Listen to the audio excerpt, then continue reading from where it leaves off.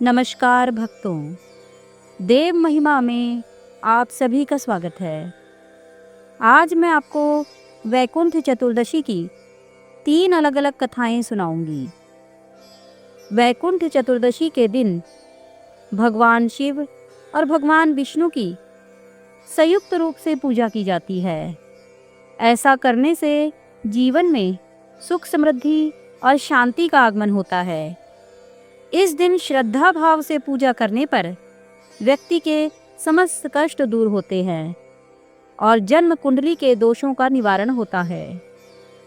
वैकुंठ चतुर्दशी के दिन भगवान विष्णु और भगवान शिव दोनों की पूजा करें, जिसमें सुबह स्नान करके साफ कपड़े पहने, चौकी पर भगवान की प्रतिमा स्थापित करें और दीप जलाएं। पूजा में भगवान विष्णु को पीले फूल और तुलसी दल, जबकि भगवान शिव को बेलपत्र, धतूरा और सफ़ेद पुष्प अर्पित करें। मंत्र जाप जैसे ओम नमो भगवते वासुदेवाय और ओम नमः शिवाय करें। पूजा की कथा सुने और अंत में आरती व क्षमा प्रार्थना करें।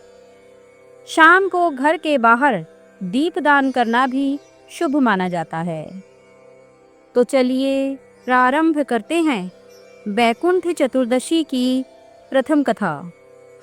वैकुंठ चतुर्दशी की पौराणिक कथा के अनुसार एक बार की बात है, नारद जी पृथ्वीलोक से घूमकर वैकुंठ धाम पहुंचते हैं। भगवान विष्णु उन्हें आदरपूर्वक बिठाते हैं और प्रसन्न होकर उनके आने का कारण पूछते हैं। नारद जी कहते हैं, हे प्रभु, आपने अपना नाम कृपा निधान रखा है। इससे आपके जो प्रिय भक्त हैं वही तर पाते हैं। जो सामान्य नर नारी हैं वह वंचित रह जाते हैं। इसलिए आप मुझे कोई ऐसा सरल मार्ग बताएं जिससे सामान्य भक्त भी आपकी भक्ति कर मुक्ति पा सकें। यह सुनकर विष्णु जी बोले, हे नारद, मेरी बात सुनो। कार्तिक शुक्ल पक्ष की चतुर्दशी को जो नर नारी व्रत का पालन करेंगे और श्रद्धा भक्ति से मेरी पूजा अर्चना करेंगे, उनके लिए स्वर्ग के द्वार साक्षात खुले होंगे। इसके बाद विष्णु जी जय विजय को बुलाते हैं और उन्हें कार्तिक चतुर्दशी को स्वर्ग के द्वार खुला रखने का आदेश देते हैं।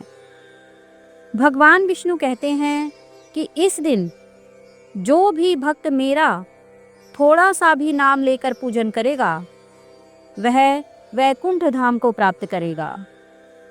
दूसरी कथा के अनुसार एक बार भगवान विष्णु देवाधिदेव महादेव का पूजन करने के लिए काशी आए। वहां मणिकर्णिका घाट पर स्नान करके उन्होंने 1000 स्वर्ण कमल पुष्पों से भगवान विश्वनाथ के पूजन का संकल्प किया। अभिषेक के बाद जब वे पूजन करने लगे तो शिवजी ने उनकी भक्ति की परीक्षा के उद्देश्य से एक कमल पुष्प कम कर दिया। भगवान श्री हरि विष्णु को पूजन की पूर्ति के लिए 1000 कमल पुष्प चढ़ाने थे। एक पुष्प की कमी देखकर उन्होंने सोचा कि मेरी आंख भी तो कमल के ही समान है। मुझे कमल नयन और पुंडरीकाक्ष कहा जाता है। यह विचार कर भगवान विष्णु अपनी कमल समान आंख चढ़ाने को प्रस्तुत हुए।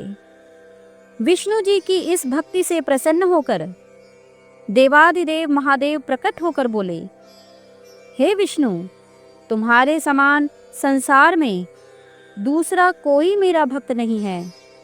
आज की यह कार्तिक शुक्ल चतुर्दशी अब वैकुंठ चतुर्दशी कहलाएगी और इस दिन व्रत पूर्वक जो पहले आपका पूजन करेगा उसे वैकुंठ लोक की प्राप्ति होगी।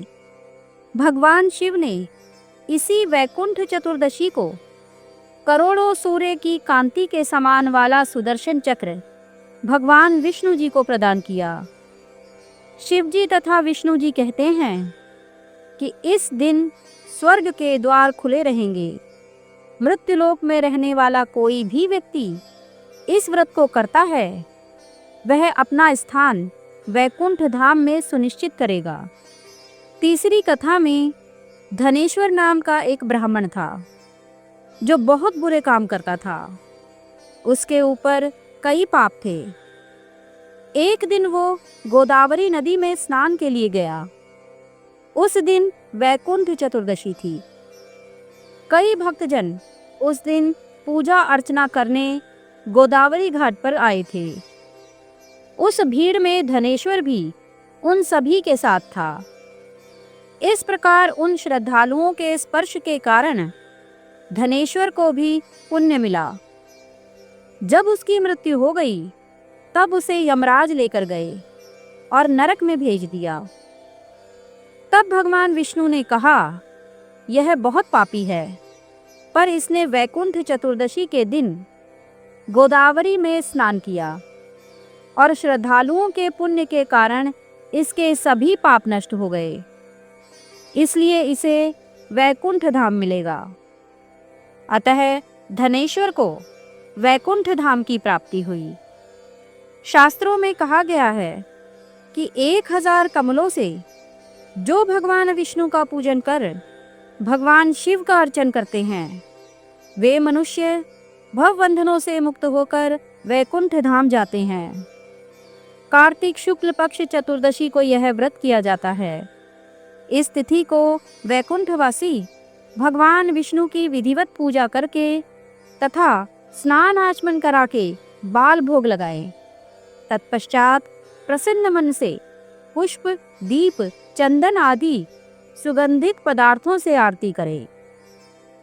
तो भक्तों, आप सभी पर लक्ष्मी नारायण सहित गौरी महादेव की कृपा बनी रहे और आप सभी का जीवन मंगलमय हो।